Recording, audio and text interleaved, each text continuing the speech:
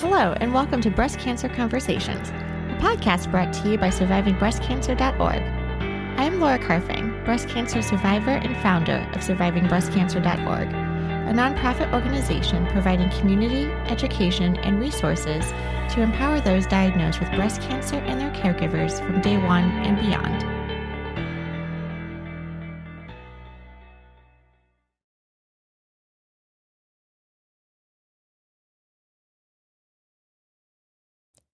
Hello, my friends, and welcome to another episode of Breast Cancer Conversations. Today, I am joined with Dr. Jessa Landmann. Dr. Jessica Landmann is a leading naturopathic doctor specializing in integrative oncology, dedicated to empowering cancer patients through holistic approaches that combine evidence-based, complementary therapies with conventional care. Dr. Landmann co-founded an integrative oncology journal club, regularly presenting to oncologists on the latest advancements in the field. She also serves as a co-investigator for a clinical trial comparing group versus individual acupuncture for cancer-related pain. Most recently, she is part of an international clinic collaboration where she will train oncologists in the field of integrative oncology. Recognizing that quality of life is a primary concern for patients, Dr. Landmann is passionate about educating her patients about complementary therapies to face cancer with greater strength and resilience. Welcome to the conversation.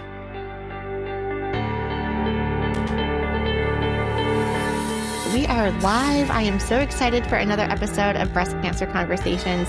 I am joined today with Dr. Jessa Landmann, who is joining us from Calgary, which I love because just before hitting record, I said we have a huge following in Canada, people who have attended our support group programs, our expressive writing classes, our therapy classes.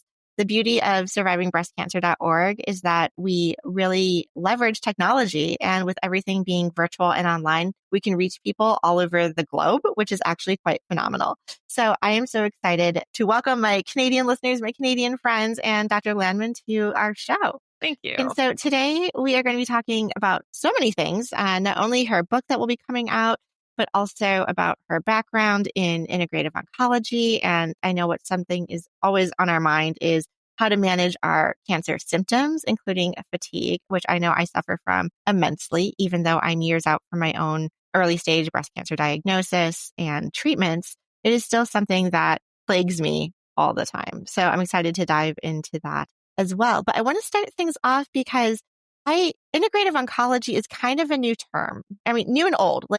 I think it's getting a lot more spotlight these days. So it might have been around for a while, but now I'm hearing it more mainstream. And when I was looking at what we do at survivingbreastcancer.org, like our support groups, our meditation classes, our Qigong, I was like, wait, we are kind of doing this. Oh my goodness. And then just recently, I attended my very first Society of Integrative Oncology conference. Amazing. And I was just like, oh my God, like I have to be here. These are my people. And then now, Jessa, I have you on the podcast. I'm like, this is like totally meant to be. So I am very excited to talk about all things. So when someone hears the term integrative oncology, can you just like define that for me? So yeah, there is an official definition probably on the SIO website. That was a Society of Integrative Oncology. I missed our conference this year. It was in Boston where you are, right? It was, yes. So, oh my God, I would have loved to meet you in person. But yes, it was in my backyard, which enabled me to attend. Yeah, I have been to their other conferences in Banff. But the way I describe it to my patients is that I call it the marriage between conventional cancer care, which most people think of as chemotherapy, radiation, nowadays immunotherapy, different medications, together with complementary therapies, which is really an umbrella term for the things that you just mentioned. So art therapy, Qigong, Reiki, Tai Chi, as well as exercise and yoga, nutrition and supplements, even stress management and just sleep optimization, things like that. Because really what research is finding and why maybe people are starting to hear about it more is that patients who are approaching their cancer care with both types of healthcare in mind concurrently are doing better. So often in terms of side effects and even in terms of response rates, quality of life is a huge focus of integrative oncology because I think as most people know, when you're feeling better, you do better. And so yeah, you're right. It's an area that is really picking up and hopefully I think is the future of cancer. Amazing. And so tell me a little bit about your background and how you got into this field. Yeah. So my training is as a naturopathic doctor. I'm going into my 13th year of practice. And in our fourth year of clinic, we get to see patients under a practicing naturopathic doctor who kind of supervises us. And there was a specialty shift. It was called the adjunctive cancer care shift. And I applied and I got accepted. And I knew instantly it was for me. It was very rewarding. Just seeing patients week in and week out. How are you feeling? Who are, following the therapies and our treatment recommendations. I'm good. I'm feeling good. Like just feeling great. And yeah. And so after graduation, my first year, I kind of, it didn't focus right away because you think as a new grad, you want to have a broad practice. But within a year, I decided to specialize in cancer care because for me, it was just my calling. I feel like is kind of what I'm put here to do. That's all I can explain it as. Yeah. Amazing. Thank you. Thank you for sharing that and a little bit about your background. So, one of the things that we think about, and I love that you position this as like complements, right? Uh-huh. So we have traditional standard of care and integrative oncology that really complements each other. Uh-huh. And more people, I see this on social media, I see this in my inbox, I hear this at the support groups we lead, that, it's not one or the other. It's very rare that we get someone who is like rejecting the standard of care, chemotherapy, and only wants to go on a naturopathic route using herbs or supplements, which is everyone's own personal choice, which I think is great.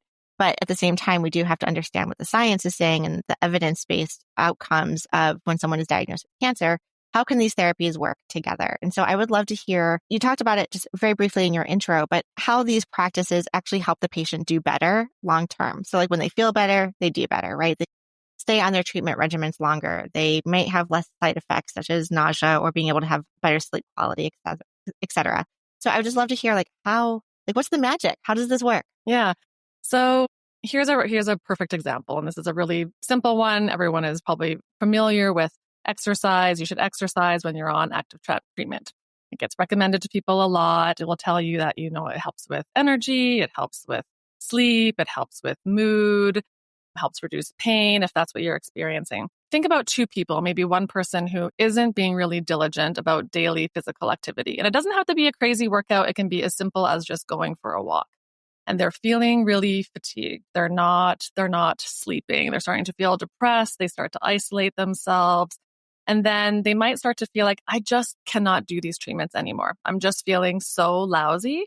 And so maybe they reduce their dose of their treatment, or maybe they just stop altogether because they just can't do it anymore. But then take the next person who's doing the same treatment and then is going for those walks or going and doing some weightlifting or yoga or qigong, and they're connected with people. They're not feeling so isolated. Their mood is boosted. They're among their people. Their energy is better. They're sleeping better. And so they can handle those treatments long term and carry them out to the full. So that's kind of what I mean by their response rates might be better when you follow follow integrative oncology types of treatments and recommendations, because you're not stopping.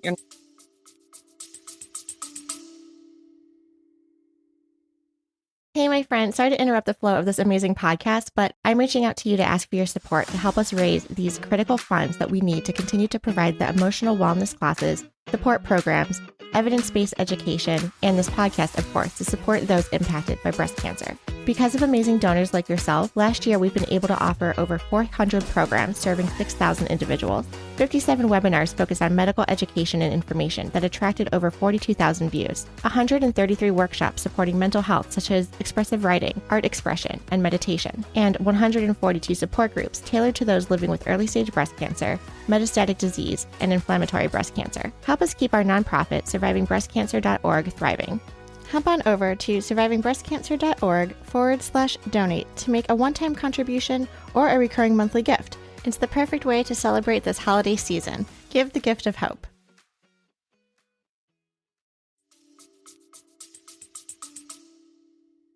Yeah. Now, I used to consider myself very active before my diagnosis, and I would like to continue to be very active. And as I'm hearing you say this, like in our heads, like I know exercise is good for me. And I don't think I exercised this week. I'm just gonna be like super honest. Like I'm tired. I'm not sleeping well. And especially when like you're fatigued, like that fatigue of like your body just feeling so heavy, so exhausted all the time. I'm probably drinking way too much coffee. That's not helping me. Like all of these things are happening, right? And so literally I'm recording this podcast and my husband was like, okay, you go record your podcast. I'm going to go work out. And I'm like, what? How do you have time for this? And it's like, okay, how do you do the time management? Like I can just come up with all of these excuses and it's Friday night. So I'm like, okay, maybe I'll order some pizza tonight for dinner. Who knows? I feel like I'm doing all of the wrong things, right? Except that when we're talking to cancer patients, we want to take control and, meet our doctors where they're at. They're giving us these toxic chemotherapies to kill the cancer. I want to do my part. I want to eat healthy. I want to walk. I want to give it my all to make sure that this cancer is getting out of my body. But for someone who doesn't have a regular workout routine or maybe hasn't been really active in the past, and then to be diagnosed with cancer, to ask that person to like, okay, now start working out.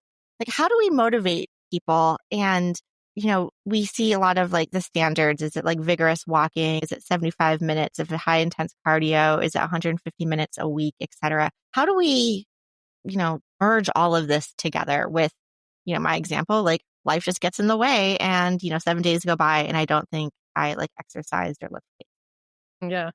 So I don't think I'm the only one. So if you're my listeners out there, you're not alone. Come support me. You are not the only one, especially with fatigue. It's like, it's hard to want to get moving and feel motivated when you're feeling fatigued because you start to feel like, oh, man, I'm trying all these things and nothing really is working. So one thing is that as a naturopathic doctor, I also get to spend a lot of time with people. My consult times are about 60 minutes. So it's not just like in and out of the office with your oncologist. Oh, and remember to exercise. And then it's like, okay, yeah, I will. And then out the door, right? It's easy to give advice. But like when you have the amount of time that I get to spend, I'm working with people. And so identifying, okay, what is that time management? Maybe you start to record a couple of days and where you spend your time each day. So this is actually really fascinating because we might spend, an hour and a half on checking email or surfing the internet or on our phones or doing something. And so when you start to record how you actually spend your time, anyone can find, 15 minutes to do some sort of physical activity. So that's one little trick for time management is just finding those spots. If you have... That sounds really scary and vulnerable to like, oh my God, I'm going to try it and actually see where my time goes because I'm a little scared. Yeah. It's kind of like when you start tracking your food too. You're like, oh, I didn't realize how little I eat or how much I eat of this or how long of periods of time I go without eating. Like it's, when you start to track things, it's really interesting. Also, if you have a partner, like I don't know if you have a home gym, but if you have a partner who's like motivated to go and work out, sometimes I tell my patients, like get your partners to drag you down there, right? And then because sometimes it's just the getting there, right? I would say maybe not anyone, most people who start to, do some sort of physical activity routine do start feeling better within, a couple of weeks or a month. And then when you start feeling better, that's very motivating. Maybe you start to see some changes in your body, or maybe you start to be like, oh, I actually slept better. My skin feels brighter because I'm, there's little things that people notice. So someone who has also like never maybe had an exercise routine as well. Yeah, it can feel very overwhelming. Where do I start? Right. And there are a lot of hospitals these days and big centers are starting to have these exercise programs that you can join, often free of charge, and someone can guide you and teach you. So here in Calgary, we have such a program where patients can join. It's twice a week and they get help right from the very beginning if they're beginners or if they're advanced. So joining looking for those types of free community activities can be really helpful for people. I also spend a lot of time educating people about, the benefits of exercise, how this is going to help them feel better and manage side effects. I've never met a more motivated group of people working with people who have cancer. A lot of people are very motivated. And sometimes it's just the education piece. When you have awareness, you start to start to have intention. That intention creates actions. And so that's sometimes the education piece is the first. So there's a few ideas. Yeah. No, that's super helpful. Oh my gosh. I feel like you're calling me out on all these things. Yes, it is a home gym. Yes, I should be able to walk downstairs and go. And it's amazing sometimes just how hard that can be. But, similarly too, and I appreciate you sharing some like the free resources or, doing weight bearing activities. This doesn't mean you have to like go out and buy like an expensive set of like barbells or anything like that. There's things that you could do. I think I started like maybe squatting while I'm brushing my teeth, but like just some sort of movement. But for me, I was a huge yogi, practiced yoga a lot before my cancer diagnosis. And it was very interesting mentally for me to move away from that after my breast surgery because I lost so much muscle mass and flexibility in my chest and my arms.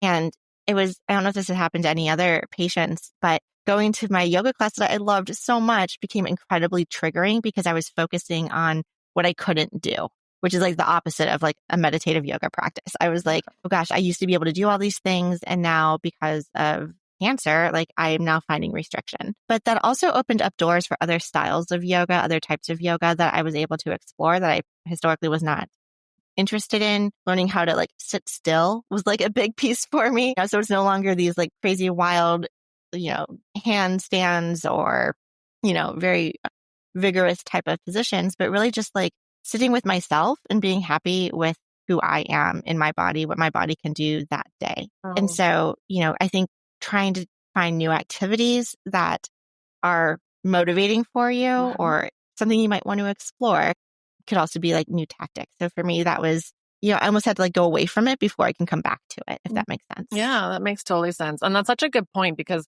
when people do think of exercise too, they might think like, oh, I have to go for a run. I don't like running. I really dislike running, but there's so many things. Like maybe you like to bike ride. Maybe you like to go dancing. Maybe you want to try boxing or kayaking or swimming. Like it's just find something that actually gives you pleasure and do it. And, two things I wanted to say. Wow. I love yoga. I could never do handstands. So I could see why you'd be, intimidated. And also what you said, I don't know if anyone else is like this, but a lot of women experience that loss of upper body strength. And that's also where people lose motivation of like, I can't do this in particular. And then maybe just give up and not look for something else and new. Yeah, that's important. You said that. Yeah. And specifically for those of us with breast cancer that is hormonally driven too. I know a lot of us are also on either aromatase inhibitors or tamoxifen, and we're on those treatments for, 5 to 10 years, which have their own set of consequences, including, your bone health and needing to maintain your bone health to avoid osteopenia, osteoporosis, etc. So I think even more to your point is that exercise is so important to maintain, your strength and your overall health. But on the flip side is all of the joint pain that we have experienced. And myself being premenopausal, I was forced into menopause through these treatments. And so being in my 30s, there was like, wake up one day and all of a sudden you're in menopause, you're going through hot flashes. I probably gained about 50 pounds, 50. Like it was unbelievable. I didn't wake up like 50 pounds heavier, but like over time, my body just could not process like fat. It was just storing everything. And so again, that kind of triggers down this rabbit hole of, self-image, a reminder of cancer. You're taking a pill every day. Your body isn't what it used to be. And it was very hard to get back to that. I'm currently on my like weight loss journey, if you will, but like, I feel like the cards are sometimes stacked against you. Yes, cancer patients are incredibly motivated, but it is like we are fighting against a wall, I have to say. It is very challenging. It is, yeah. And, you had a recent guest talking about the vaginal estrogen and, why estrogen is so important. I listened to that episode, but it's true, estrogen like improves our metabolism. It's directly involved in burning sugar and burning fats. So that decreases. That's why women gain weight. One of the reasons. Joint pain if they're limited from exercise, not sleeping because of hot flashes, like all these things contribute to weight gain, contribute to fatigue. And yeah, there's a lot stacked against you. And it's not easy. Anyone who gets up and tries to do the things, like kudos to all of you for sure. It's not easy. Yeah. And what I hear you saying too is like validating that this is normal, that, how many times I was like, I can't lose weight. I don't know what's going on. I work out. I'm trying to eat healthy. But you actually broke it down to like the science. Like this is the role that estrogen plays. We're depleting it from our bodies. This is going to happen. And I think just hearing that, like, oh my God, this is not my fault.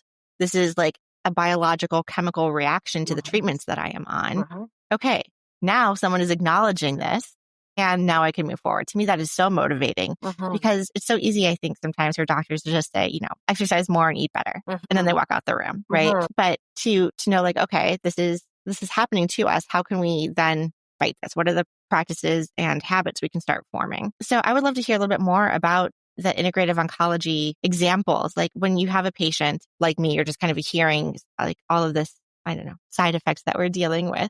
How do you help counsel somebody? How do they get started? Yeah. So first of all, I mean, it's like, what are the main things for you? And honestly, most women, it's the same.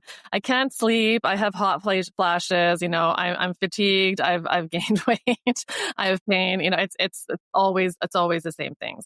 So as I said earlier, education is huge. And so I just wanted to go back, like just to weight, for example, and estrogen. Yes. Like I feel like I can't, I'm always hungry. I can't stop eating. I think this is contributing to my weight gain. Well, estrogen also, it does interact with parts of the brain that are involved in appetite control. And so when you lose estrogen, you lose those signals. And so women just are losing those signals of fullness and want to eat. And so sometimes even just knowing about the science and knowing about the education, it's like, okay, how can we hack this? So one, you can try and be super motivated and have self-control and be like, this isn't me. I'm not hungry. It's my estrogen, and try and make a joke out of it. Staying really hydrated, eating lots of high protein meals, that can help with satiation as well. There's little tricks like that. In terms of the not handling sugar and fat as well after a meal, there's research with being very like going for a walk or something or doing some sort of activity very soon after a meal. When your muscles are moving and contracting, they're taking that sugar and fat out of the bloodstream and using it for energy. So that's kind of like one little trick. So, there are little tricks like that. Now, and then if we want to go like symptom, like head to toe, like brain fog, hot flashes, insomnia. Yes. Like Let's do totally it. could. Yeah, I totally could. Because all these things contribute to, fatigue too, right? And that was like, I have a whole chapter on that. But like, so brain fog, for example, and again, just like estrogen, again, stimulates parts of the brain that help us with memory and concentration. So it's no wonder, people were not crazy. The exposure to chemotherapy as well. We know that women perform on cognitive function tests just from being exposed to chemotherapy. Not fair, right? So what can we do? So definitely research with cardiovascular exercise. There's actually a surprising amount of research with acupuncture. I've started doing a lot of scalp acupuncture. Yeah, because acupuncture works by stimulating nerves, and there's a lot of nerves on the head that are very superficial. You can actually feel them if you know what you're looking for. So, and there's a couple of herbs too that can help. Like there's a little bit of research with like omega-3 fatty acids, for example. Do you want me just to go through all of symptoms?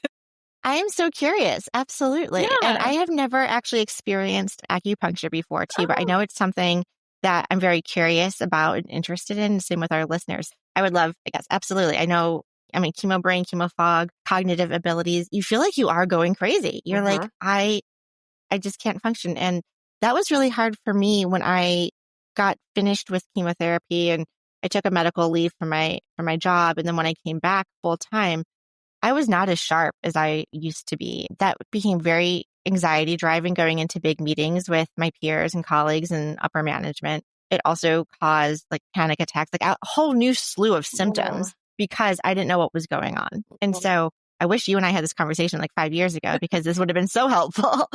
But yes, and to pinpoint it as you kind of started off, it was like, we were given estrogen, like we were born with estrogen in our bodies. It serves a function. The moment we start depleting that, things are going to change. So yes, please continue. Yeah. Well, I'll touch on acupuncture since you haven't tried it, because it is one of my most favorite things to do. And it's actually one of the most researched integrative oncology treatment. If someone is going to do treatments, it's like, some healthcare practitioners, like some family doctors or pharmacists or even oncologists sometimes are a little bit wary of like different herbal treatments or, different supplements. But acupuncture is usually very widely accepted. So if there's any kind of like trepidation or fear, I just stick with acupuncture because It's also, like I said, it's been shown to help with brain fog, but it's also amazing at hot flashes. It's one of the Mm. most consistently, like in research, the most studies consistently show that it works. Some other herbs are kind of like, some show yes, some show no, but this one is consistently like, it helps quite a bit. And Oh, that's so great to know. interestingly, like the effects are really long lasting. Like sometimes you can go for a couple treatments and it stays decreased for many months at a time. Acupuncture is Does it also, matter where the acupuncture is given? yeah, Like yeah. head, hand, legs? Yeah, there's points all over the body. So one of the most common ones is in the ear. So in our ear is the vagus nerve. So the vagus Mm. nerve is what is responsible for our parasympathetic nervous system, which is like the part of our nervous system that calms us down. It's like our rest and digest. And so when you put a needle in the ear, it stimulates that vagus nerve, calming the body down. And that's why it can help with hot flashes. That's also a point for Wow. insomnia and anxiety as well. But yeah, so there's Oh a my few, gosh. yeah, and then there's a couple points on different places around the wrists and the feet as well. Acupuncture is also one of the only treatments that has been endorsed by the American Society of Clinical Oncology, or ASCO, which is kind of like the creme de la creme of cancer organizations, Yes. for joint pain, for aromatase inhibitor associated Mm. joint pain, because it also works very, very, very well. So, yeah, so acupuncture for the win for pretty much every side effect. So if I were to start to find like an acupuncturist and going, would I just be able to share like what my symptoms are and then they would know how to like treat me? I would think so. So, Amazing. yeah, yeah. I So don't know why I'm I've waited trained. so long. Yeah, I'm trained in Chinese medicine. Not every acupuncturist is, depending on the state or the province. There's different, training lengths of time. I think Mm. there's 1 year programs or 2 year programs, but yeah, I would think that most would know how to treat it. Yeah. Okay. Amazing. And you mentioned also, I think one of my myths is that you have to go to acupuncture multiple times before you start seeing a benefit. So you were kind of saying like maybe 3 sessions or something along those lines can be typical. Yeah. So sometimes, like I always say, if someone doesn't have kind of a positive result, and by at least 4 or 5, depending on how severe the symptoms are, it's probably not going to work. So Okay. like most of my patients notice something after just 1 treatment. Okay. Acupuncture, yeah. So acupuncture is cumulative. So it gets better the second time, gets better the third time, fourth time. I usually have my patients commit to at least kind of 6. We can kind of see, and then come back, on an as needed basis. Yeah. So it's really effective. It's really amazing. I feel like there's nothing acupuncture can't Incredible. treat. And so going back to how we started to and kind of your expertise around fatigue, Yeah. talk to me a little bit and we can even segue like how acupuncture can help support fatigue, but really what's going on in the body? Why do we feel so with everything? So many reasons. Ugh. And it is so personal. So, so obviously for our breast cancer listeners, everything we've already spoken about, right? Like you have pain if it prevents you from sleeping, or hot flashes, or the brain fog and the weight gain and things like that, right? Like all of that causes fatigue, of course, right? Even just the stress and the emotional toil of coming out of treatments. My female patients are, it's like, I don't know how to exist in this world anymore. I've done treatment and everything else is the same. Everyone expects me to be the same. And, I'm not the same anymore. And I don't even really Yes. know how to communicate that sometimes. Right. And so that's very specific to, for breast cancer. But, also, for example, women who have gone through radiation and chemotherapy are at higher risk of developing thyroid dysfunction.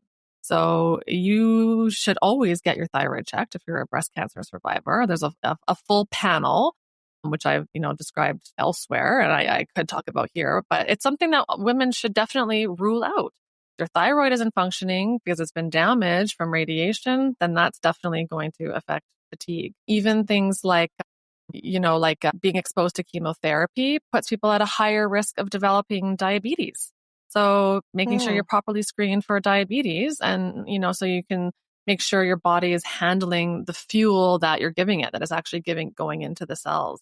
So a lot of people aren't routinely screened for these types of things that may resolve just as a result of treatment, right? If someone has, depression, itself, that is highly linked with fatigue. It's highly linked with worse pain. It's highly linked with insomnia. And so maybe you are addressing primarily mood and depression and anxiety in someone. So, the way you approach fatigue is very different for everyone. I've one example I give to people is, how you would help someone with fatigue who has depression and sleeps all the time is very different from someone who suffers mostly from anxiety and stress and worry who can't sleep at all. It's very different. So, fatigue is kind of like a blanket symptom, but the causes are very different for everyone. And I think that's where a lot of doctors, like maybe family doctors, just don't know where to start. So if anyone who's suffered from fatigue probably has the experience of sharing it, I just cannot bounce back, and the Yes. advice often is just give it time. It'll get better on its own, be patient with yourself. And, what you said earlier about, your at home gym in your basement, you're like, it should be so easy just to go downstairs and work out. Yes. Another thing I always say is that recovery isn't easy. It's a lot of work. And so, it's not a passive process. It's a very active process. So those are just some examples. Fatigue is very multifactorial. It could just be inflammation as well, from recovering from chemotherapy and radiation. We know that muscle mitochondria gets affected. That can cause weakness, which can cause fatigue. So yeah, I could go on and on. When I'm helping and assessing someone for fatigue, I have like a head to toe checklist of what has someone been through? What treatments have they been exposed to? What other conditions might they already have that's not related to cancer? Maybe they had fibromyalgia or something like that, or celiac. They don't absorb food properly, right? And then go from there. Yeah, it's definitely not a one size fits all approach. And I think it's great that you take like an hour with your patients also to really get to know them, to see the whole person versus just, here's the symptom and, kind of over the counter, like textbook, oh, just give it some time, or, if it's not better in a week, give me a call type of thing. How do I know where to start? So part of me is thinking like, do I need to go Google and like seek out naturopathic doctor? How does like the workup happen? Like, how do I know if I'm vitamin deficient or if it's X, Y, and Z happening in my body? I guess where do I start? Yeah. Oh, that's a really great question. So the way everyone might approach it differently. I mean, naturopathic doctors or integrative medicine, specialists or, functional doctors, they have a different lens, right? So we're kind of more looking at, the whole person. So everyone might start differently in a different spot. I like to start with blood work. And so ruling out those things I just said. We have to make sure your thyroid is functioning okay. We have to make sure you're not diabetic. I like to test for vitamin D. I like to do a full iron panel. Anemia is very common in people as well. You can test things like B12, and there's a whole other testing you can do if you want to test, every vitamin mineral. I don't think it's necessary. I like to test cortisol levels. That's our stress hormone.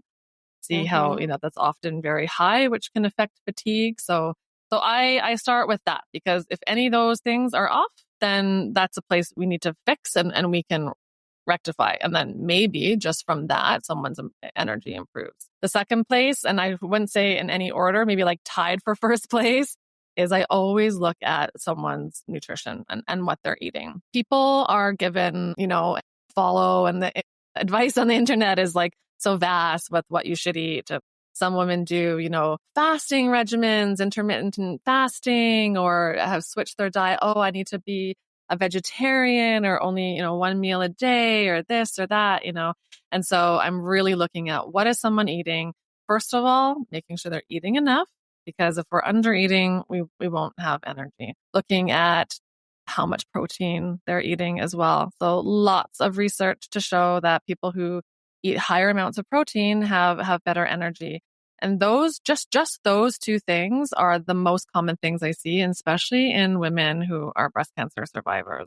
So those are like the places I first start. And then I kind of go down the rest of the lifestyle stuff. So looking at physical activity, dipping my toe in that conversation, depending on how much I want to talk about it, right? We need to meet people where they're at, obviously, right? And then assessing for like, okay, what's going on, that kind of head to toe thing. Like, let's say if we say head, it's like, okay, how's your mood?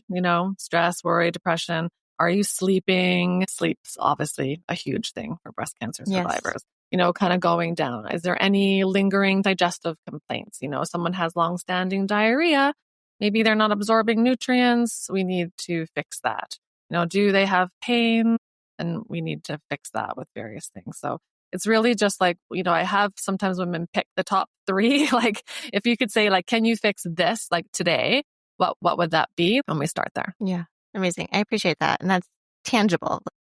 Whether you're newly diagnosed looking for someone to complement your care, or if you are living with metastatic disease or in survivorship, I don't think it's too late to find someone like yourself, like Dr. Landmann, to kind of help complement us so we can feel our best. Yeah. Yeah, it's never too late. I mean, I work with all people, like, just diagnosed, about to start the process, to metastatic, to survivorship as well. So yeah, it's never too late. And, I guess why I love what I do too is I'm always in a bit of awe of just how much complementary therapies can really positively impact people. So it's really humbling sometimes. Amazing. And so did this all inspire you to start your book? Tell me a little bit about that venture. Yes, it did. So the book, it's called Beyond Cancer Fatigue, a roadmap to recovering energy after cancer. So it is all about fatigue. There's not a book like it. There's no book out there to help. There's lots of different cancer books and, diet and different things, but this is specifically all about what you can do to increase your energy. And the reason I wrote it was because, you said in the very beginning, you struggled for many years post-treatment as well.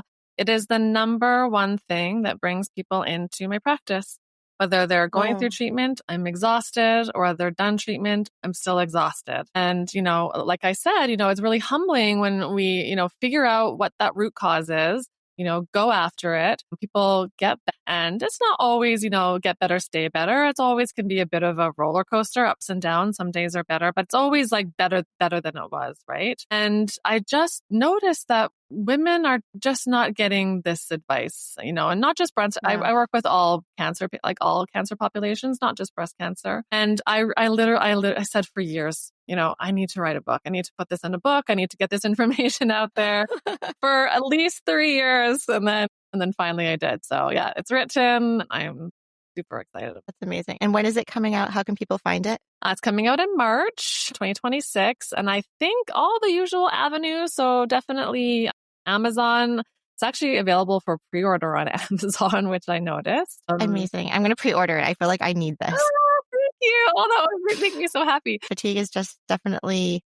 a roller coaster, definitely something we talk about. And it's nice to know that we don't have to live this way, that our quality of life can improve, and that there are some techniques that you were easily mentioning. It's not going out and buying a huge new gym equipment, like go for a walk. Like I literally got a dog during COVID just to like get me outside. I was like, I need to be able to take a walk. And now I do it a couple times a day. But I love this idea too of like timing it after meals. So I'll definitely be doing that tonight, probably after my pizza because it's Friday. Yeah. But like, taking my dog for a walk and then tracking. Like, I think that's another key takeaway from today's conversation, like tracking what we're eating. What are the actual nutrients in the foods that we're eating? Mm-hmm. I think, just human nature, we always think we're doing better than we actually are until you actually like look at the numbers and the data does not lie. And then also looking at your day, right? So tracking like where do your hours go and what can we carve out? Actually speaking of like our dear friends up in Canada, one of our amazing instructors, her name is Gloria, and she leads our meditation program every Monday. And it's 15 minutes of meditation every Monday at 10 a.m. Eastern. And she's like, everyone has like 10 to 15 minutes and we're just going to do this. And she opens up a Zoom. We all come, we meditate. And then now it's evolved into some like more programming. People can leave after the first like 10, 15 minutes.